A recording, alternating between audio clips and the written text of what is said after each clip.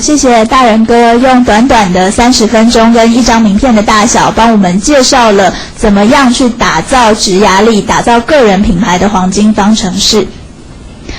在青创沙龙举办了这么多场以来，我相信就是会来参与青创沙龙的年轻创业者、年轻的朋友们，其实大家相信都是怀抱着理想，并且非常努力的每一天的踏实在往目标迈进。那青创沙龙在这边非常感谢各位，不管是在现场的朋友或者是在线上的朋友，非常热情的参与我们这段过程，让我们透过学习、分享和互动，能够让大家在创业的路上走得更远跟更稳。那我们也很谢谢来分享的所有讲师，愿意把他们的简报跟知识的精华分享在网络上。各位接下来只需要在网络上搜寻青创沙龙或圆梦12例，我们会把所有的资料都公布在网络上，让大家自由的取用跟分享。那今天也很谢谢大家来参加青创沙龙圆梦12例的系列讲座，我们再见。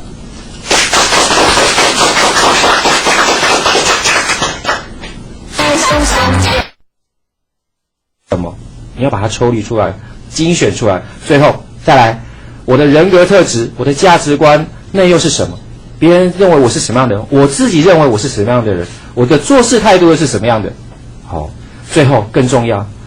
今天我们要当老板，我们希望有更多的收入，我们希望做想做的事情。那你希望在这样的创业领域当中，你想在什么样的领域成为什么样的人？好，相信在座伙伴都已经写完了。没有写完没关系，我们就再继续看下去。好，接下来大人哥就要帮你解释一下什么叫做职涯必胜的黄金方程式。首先就是我们刚刚写的这一张名片里面，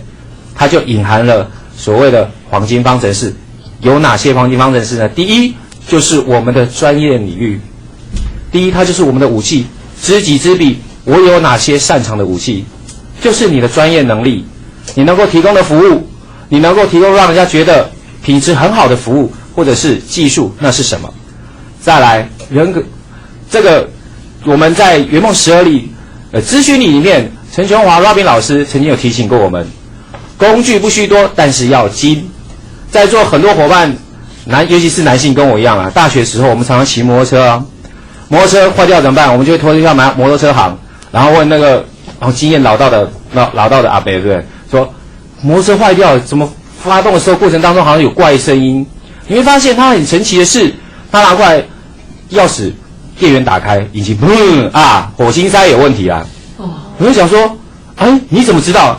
听就知道啦，因为他修的摩托车太多了，技术太纯熟了，所以连一个声音的改变，他都可以知道是哪个部位有问题。所以最后他就跟你讲，修这样2000元，你不给都不行，对不对？所以技术不用太多，3个就好，最多3个就好。然后要专精。有的时候常常我们在校园演讲的过程当中，很多学生都会告诉我，老师，我大学4年我都不晓得我会的是什么。老实说，这样有一点可惜，因为大学4年，如果你觉得我学不到东西，或者是你在学习的历程当中，你不觉得我有学到什么专业能力，相同的时间，其他的伙伴都已经有学到他自己的专业能力，而同样的时间，我们获得的是什么？所以我觉得专业能力很重要。好，第二就是我们讲的人格特质，这个就是我们刚刚讲的，如果你要达到目标，你需要的人格特质。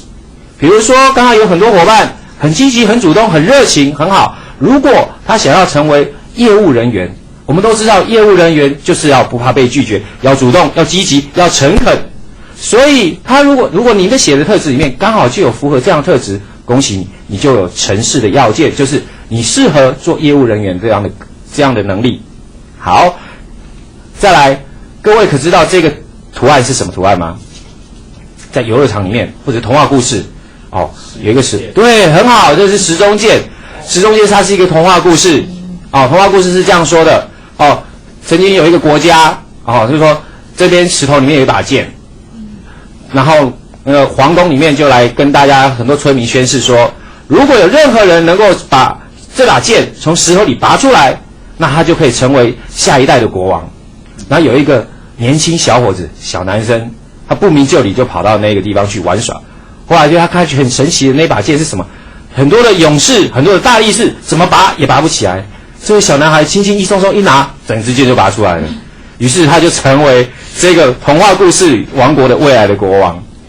你知道他用什么要件？童话故事是怎么说？为什么这个小男孩可以拿起来呢？因为有一个智者曾经这样说：唯有心地纯洁、诚实的人，才能够把这一把利剑从巨石里面拔出来，然后这个人就要成为这个国家未来的君王。这个叫做特质。看到这里，大家伙伴也有点偷笑，是没有错。你不觉得现在要成就一个企业主，心地纯洁跟诚实是多么难能可贵的事，对不对？是的。所以最后一个，这个也就是最后一个我们要讲的，就是理想抱负这件事情，也就是我们在座伙伴会花比较多的时间。如果在座伙伴你在跟随大人哥在讲这张名片的过程当中，我讲到什么，你就很快的能够写完，恭喜你，你在你的职涯伟大航道上面已经开始前进。如果你说大人哥，我在这个写的过程当中，我不晓得我的专业能力是什么，我不晓得我人的特质在哪里，我更不晓得我未来创业要走向哪里。没有关系，我们圆梦12例里面，赖恒毅教练有一个提问例里面，你可以好好的去看它里面的影片，它说明，它会引导你好好的去反思你自己，我到底想走什么样的路，想做成什么样的人。那我很欣赏一位王一郎老师，他也是我们圆梦12例的一位老师，他曾经在私底下讲过一句话：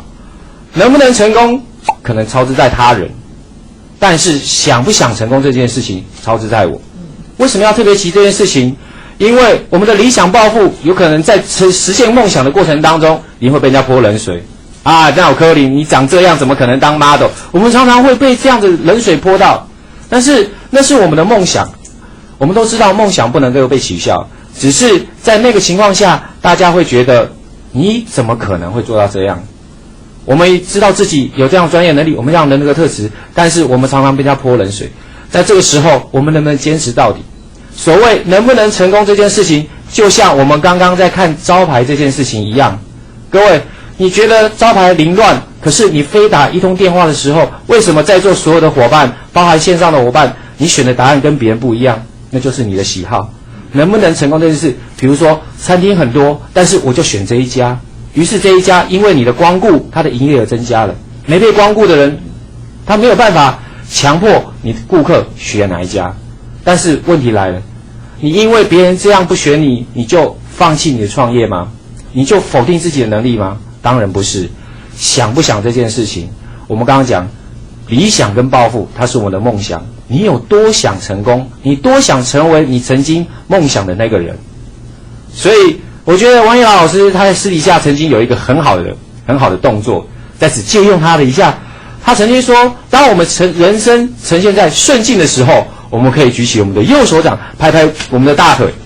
然后讲了一句好极了 yes， 很好。在顺境中，我们要告诉自己好棒。在逆境的过程当中，我们觉得很挫折，我们觉得这世界很灰暗，但是他还是一样举起他的右手，用力拍了他的大腿，讲了一句太棒了，我正在成长。这个动作只是在提醒自己，我们的梦想我们要坚持。来，我会邀请在座所有创业的伙伴举起你的右手，轻轻拍你的大腿，讲当我们顺境的时候，我们要怎么做呢？好极了 yes， 很棒。但是当我们受到逆境挫折的时候，同样我们举起我们的右手来拍拖我们大腿，大家喊一声太棒了，我正在成长，很好。只要我们有这样的信念，告诉自己我们要坚持到底，我的梦想才有成就的可能。好，接下来这个方程式是这样子。当我刚刚讲，当你有具备专业能力，你有很好的人格特质，而且你的理想抱负三者连在一起，它都有正相关的时候，它就会呈现我说了，你的伟大航道正在前进。那在座伙伴有一个狐狸练声，那老师学习历程这件事情到底扮演什么角色？学习这件事情很有趣。我刚讲，通常你在连这个方程式的过程当中，你会觉得原来我的能力不足，所以我必须要学习。我的人格特质不够刚硬，我的人格特质不够柔软，我的人格特质不够纤细，所以我要学习。我的目标不够明确，我不知道我要的是什么，所以我去学习。所以学习这件事情永远为了需要而学习，而不是赶流行去学习。学习永远是为了自己学习，而不是为了别人的期望而学习。好，学习永远是为了未来而学习，而不是眼前短暂的学习。所以当你缺什么，我们 Robin 老师再度的强调，知识就是要知道，而且要去知道去哪里找到。就像现在一样，你会发现大人哥很多的讲稿里面都会引用他人的，借用他人没有关系，告知就好，然后会充实我们的生命。所以学习就是补足你的不足，让你的生命能够成长发光。这才是重点。当然接下来我们来讲知彼这件事情。曾经在简报力林志荣老师也有讲到钓鱼这件事情，我非常喜欢，因此跟他借来引用一下。再请问一下在座的各位，钓鱼这件事情，我们在鱼钩上面会装上钓饵，请问这钓钩上面的钓饵是你觉得是鱼我要放那种鱼比较喜欢吃的，还是我们自己喜欢吃的东西？当然是鱼嘛，因为我们要钓的是鱼，不是钓自己嘛。所以钓鱼这件事情是这件事情是要给鱼想吃的，而不是我们自己想吃的。所以改变它原来它的简报的内容，其实创业真正的目的应该是我们创业者是不是能帮目标消费者做决定。再次回到我们刚刚那个城市那个街道的那个场景，你会觉得无法选择，因为不知道要选择什么，因为所有的伙伴说乱七八糟，毫无重点，让人家觉得很压迫感，不知道如何选择，他有可能放弃选择。如果大家都没有讲你非得打一通电话的时候，他可以放弃选择。那我们能不能创造一样的环境，一样的氛围，让大家觉得说我帮助你做选择，而且是很好的选择？好，所以品牌是要经得起考验的，品牌要有特色，因为我们的品牌，我们的招牌很鲜明。第二，什么叫做利益？也就是站在他人的立场，帮助他们做选择。所以我们要创业的内容是帮助我们所谓的标的消费者，去帮助他们做选择，或者提供他们更好的服务。但是最重要来了，我们的品牌，我们相信在座所有的创业者，你们绝对不会希望我们今天创业的东西就3年5年就这样结束，一定是需要长久的经营，所以它需要时间的证明。如何证明我们的品牌是经得起考验？最近这个新闻非常盛行，对不对？食安的问题，为什么这样食安的问题造成我们最近在社会上人心上很大的恐惧，甚至已经到了愤怒的地步？因为曾几何时，我们从小信任甚至到依赖的那个品牌，原来到现在你发现它并不是在做所谓正当合理的事情。这个品牌我们以为他们成立实验室，应该是帮我们去做检验，帮我们去做筛检，让我们得到很安全的环境，使用的安全。可是可能因为一些我们为了要盈利，我们为了要赚钱，我们要养活什么样的其他的原因，个人的原因，不是众人的原因，于是他们私心使用了不正当的材料。所以曾经有一个美国诗人常常讲了一句话是这样说的：人们可能会忘记你说了什么，人们可能忘记你做了什么，但是人们永远不会忘记你对他们的感觉是什么。所以感觉这件事情很重要。所以在我们的讲座最后的结束前，大仁哥想要分享一句话，最后一个礼物送给你们，就是努力很重要，但是选择比努力更重要。创业的星光大道上其实是很孤寂的，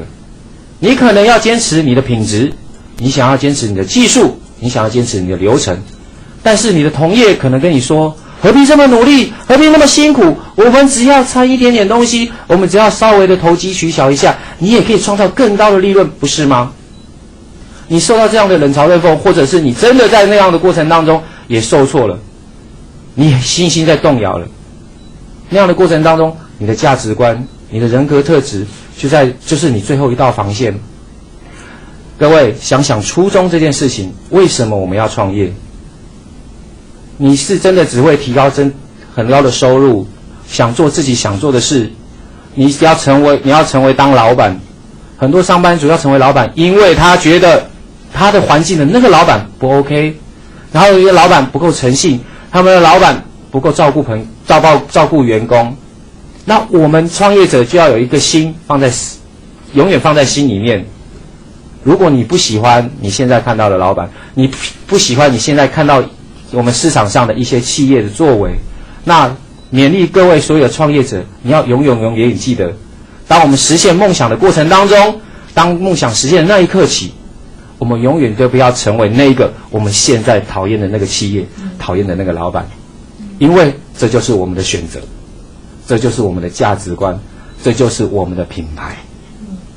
所以很感谢今天有机会能够来到这里跟大家分享职涯力这个过程，希望最后一个这样的演讲，这样的分享的过程当中，能够点亮你们人生的新的方向，能够开创未来各位在创业的领域当中一个新的据点。我是张立仁，也是你们熟悉的达人哥，今天很高兴为大家分享，到此结束，谢谢大家，谢谢。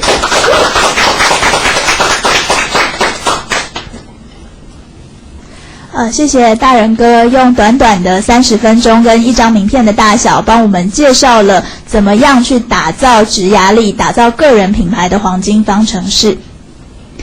在青创沙龙举办了这么多场以来，我相信就是会来参与青创沙龙的年轻创业者、年轻的朋友们，其实大家相信都是怀抱着理想，并且非常努力的每一天的踏实在往目标迈进。那青创沙龙在这边非常感谢各位，不管是在现场的朋友或者是在线上的朋友，非常热情的参与我们这段过程，让我们透过学习、分享和互动，能够让大家在创业的路上走得更远跟更稳。那我们也很谢谢来分享的所有讲师，愿意把他们的简报跟知识的精华分享在网络上。各位接下来只需要在网络上搜寻青创沙龙或圆梦12例，我们会把所有的资料都公布在网络上，让大家自由的取用跟分享。那今天也很谢谢大家来参加青创沙龙圆梦12例的系列讲座，我们再见。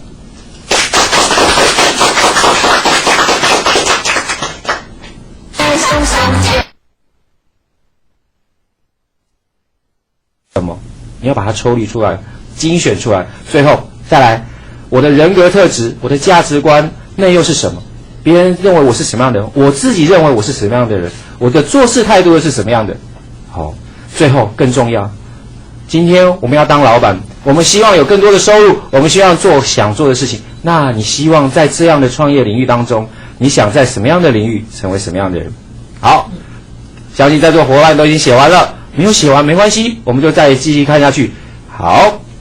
接下来大人哥就要帮你解释一下什么叫做职涯必胜的黄金方程式。首先就是我们刚刚写的这一张名片里面，它就隐含了所谓的黄金方程式。有哪些黄金方程式呢？第一就是我们的专业领域，第一它就是我们的武器，知己知彼，我有哪些擅长的武器，就是你的专业能力，你能够提供的服务，你能够提供让人家觉得品质很好的服务或者是技术，那是什么？再来人格，这个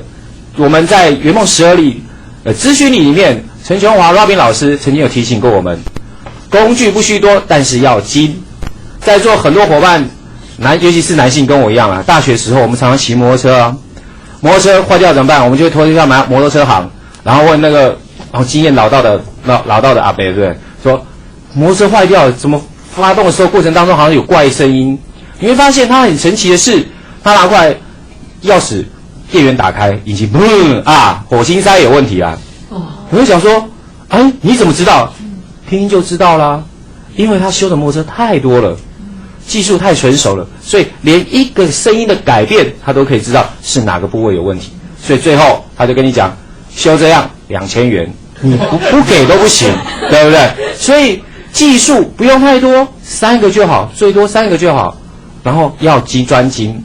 有的时候常常我们在校园演讲的过程当中，很多学生都会告诉我，老师，我大学4年我都不晓得我会的是什么。老实说，这样有一点可惜，因为大学4年，如果你觉得我学不到东西，或者是你在学习的历程当中，你不觉得我有学到什么专业能力，相同的时间，其他的伙伴都已经有学到他自己的专业能力，而同样的时间，我们获得的是什么？所以我觉得专业能力很重要。好，第二就是我们讲的人格特质。这个就是我们刚刚讲的，如果你要达到目标，你需要的人格特质。